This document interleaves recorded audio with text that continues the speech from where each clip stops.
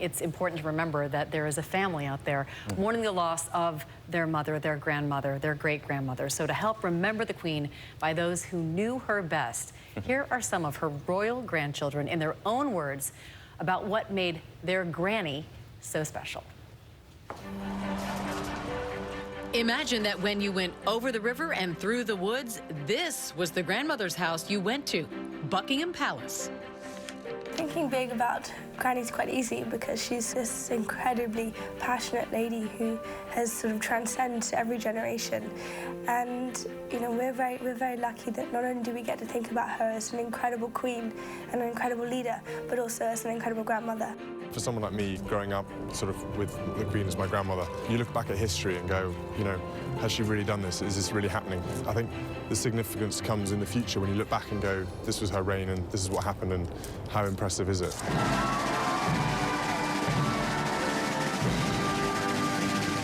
Despite all the pageantry and glitter, her grandchildren insist that behind palace walls, she was no different than any other grandmother.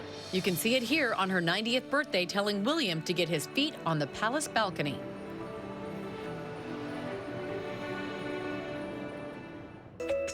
Great-grandson George called her Gan Gan. We look up to her like any granddaughter would to their grandmother, with a little bit of added something. I think it's always, when we're doing family time, we always have fun. There's sort of different dynamics in every family. William and Harry served in Britain's military. They had to look at their grandmother in another way. Because of my time in the service, the utmost of respect that I have, not just as a grandmother. You know, she was my boss for 10 years, and I viewed her very much like that. But after his military service was over, watch what happened when grandson Harry made a promo video for his charity, the Invictus Games for Wounded Warriors. He got the Obamas to play along and Granny. Remember when you told us to bring it at the Invictus Games? Careful what you wish for. Boom. Prince Harry knew only one response could one-up the White House. How did you approach your grandmother? I didn't want to have to ask the Queen because I didn't want to, you know, back her into a corner. But when I showed her the video and I told her, she was like, right, what do we need to do? Let's do this. Oh, really? Please. Boom. What goes on behind closed doors in anyone's life, I think, should be private. So she's cut that balance quite well. There's little moments where we can be just us, very small family, just doing little things like playing cards or whatever we do. And she likes just having her time to do that because it's the time when we all can just kind of hang around together, and it's quite nice. She taught her granddaughters a British card game called Patience, which is the most difficult game ever. And I don't have very much patience. So when we play, it's quite funny because she'll sit there for a good hour and a half and I'll sit opposite her and she'll win a fair few times and I'll just be like, we've grown up all our lives going to Balmoral and Sandringham for Christmas, and it's the most incredibly special time for us because we have that time just with her and our family as just ourselves, not with the whole world watching.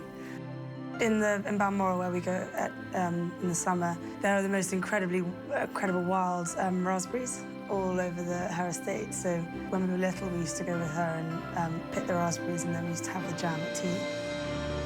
Just as the Queen supported them, they tried to be there for her. When the Royal Yacht Britannia was decommissioned in 1997, she was incredibly happy travelling on Britannia. And it was a really emotional day for her to sort of be at the decommission ceremony. And I think it was one of the very few times that she's sort of cried in public. Princesses and princes may live in a different world, but like anyone else, they take their life lessons from their grandparents. She set an incredible example to me, to others to follow. Her leadership, her duty, her sacrifice, her selflessness, her love of country, I think they really, really shine through. Her determination, her duty, but also her sense of fun and her love of life, I think that's some things that I'd really like to take with me going forward. She's taught me to always be true to yourself and to stand up and be strong. I am who I am. This is what I am. This is what my opinions are, and this is what I believe in. But I'm not going to tell you any more than that. To her, duty and the way she's brought up, it's very, very important. She puts her own personal feelings and her own personal thoughts to one side and goes, what's for the greater good, what's for the country's good, and in some cases, what's for the world's good. And I think regardless of whether she was the Queen or not, I think everyone and anyone who's committed themselves to public life like this or has dedicated themselves to duty, I think they deserve a massive pat on the back and a recognition towards it. That example, if people took just a tiny bit of it away in their own lives, I think the world would be a better place.